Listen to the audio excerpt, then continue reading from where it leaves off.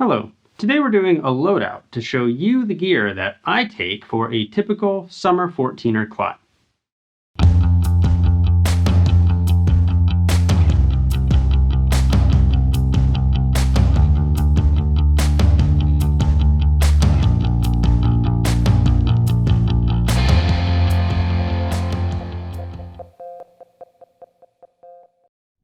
Hello everyone, I'm Jason, and we're continuing our series of how-to videos for taking on non-technical 14ers, that is, mountains that stand above 14,000 feet.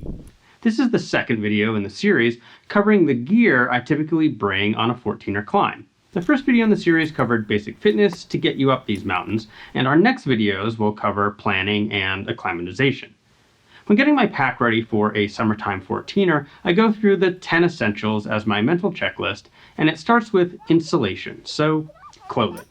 Now, I don't always wear the exact same thing, but here's a list of clothing that I'm likely to put on more often than not. One of the most important parts of your clothing will be your boots, or shoes. Come to think of it, should I wear shoes or boots? Well, you'll have devotees to both, so maybe it's best to just understand the trade-offs. Boots, generally, provide better ankle stability, think wobbling over talus and rocks, better toe and foot protection, think accidentally kicking rocks, and better support under the load of your pack. But they cost a lot in weight. The military has done studies to show that a pound of weight on your feet is worth 5 pounds of weight on your back, as well as 5% more energy expenditure.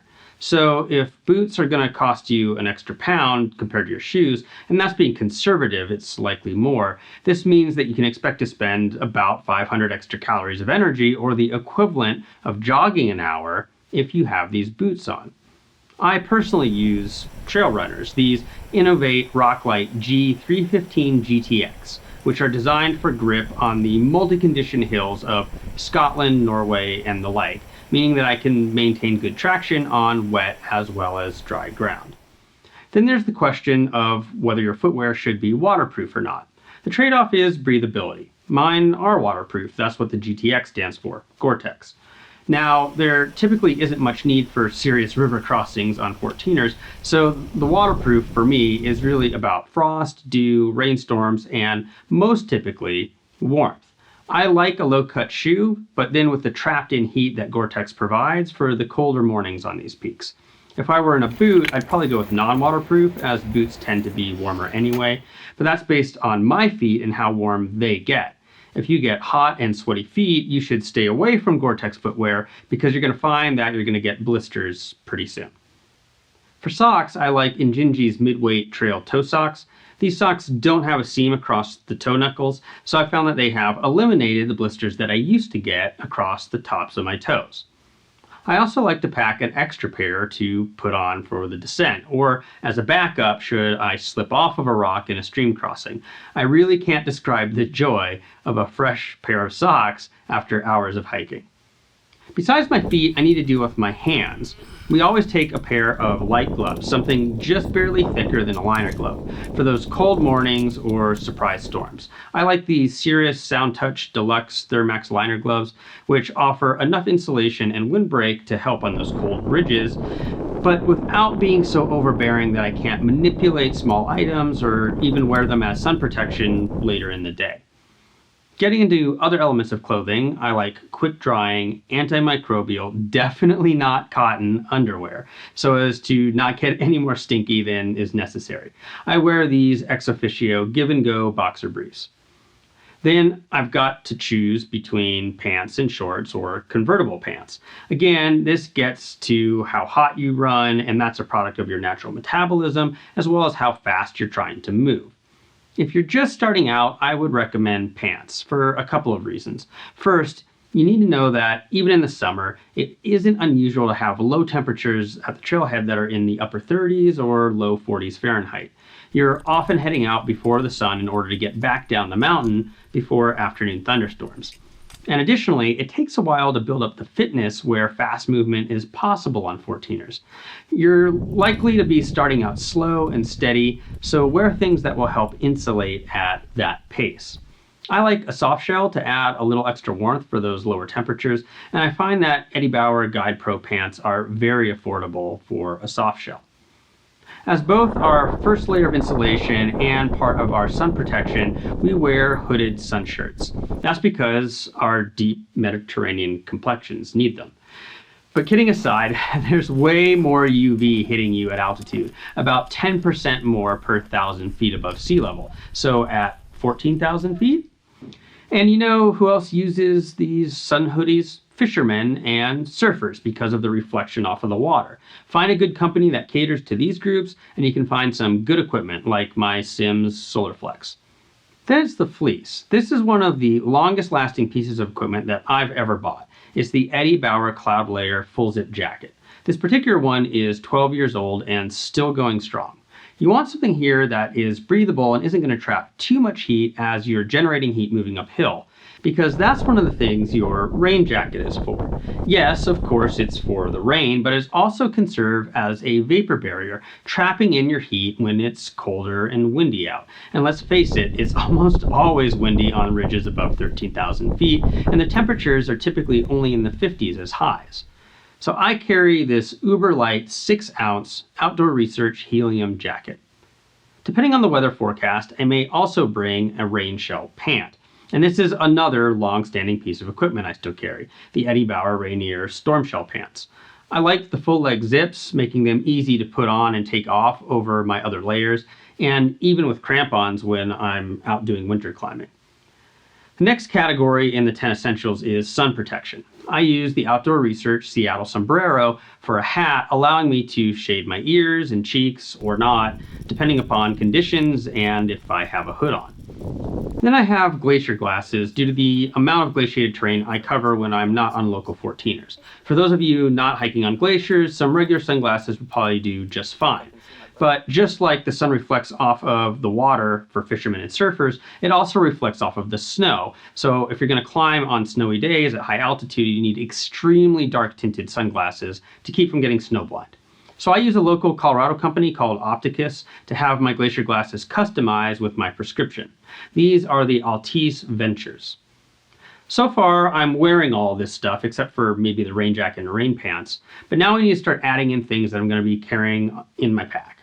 But first, the pack itself.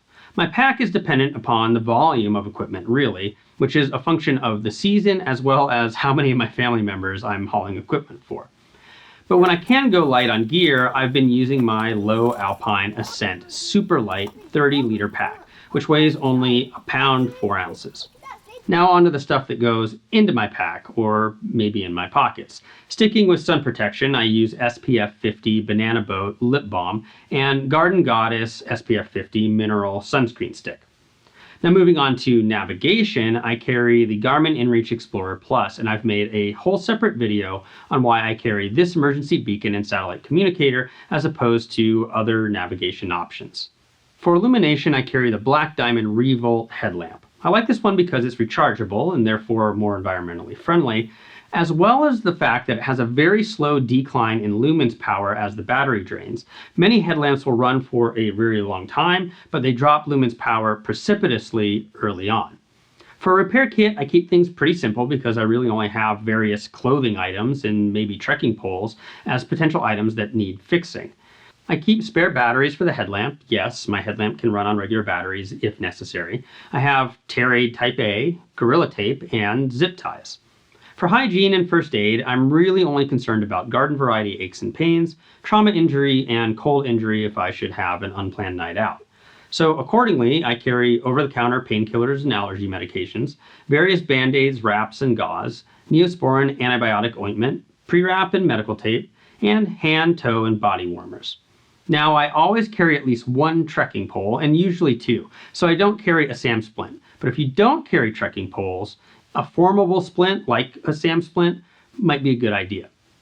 On the hygiene side of things, I carry bamboo toilet paper, C19 hand sanitizer, and dog bags so that I can pack out our waste.